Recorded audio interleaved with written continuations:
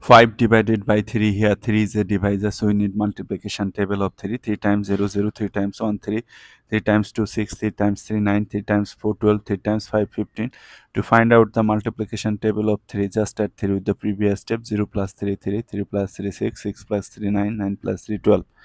3 goes into 5 how many times? 2 times 6, which is greater, so we have to take 1 time.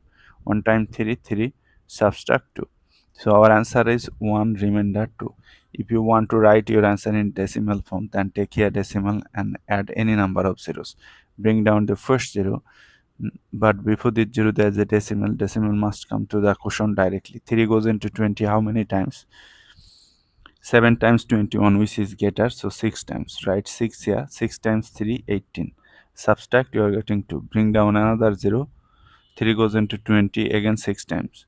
6 times 3, 18. Subtract 2. Bring down another 0. 3 goes into 20, again 6 times. 6 times 3, 18. Subtract, you are getting 2.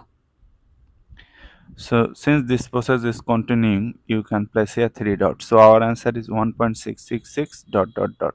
You can place over bar.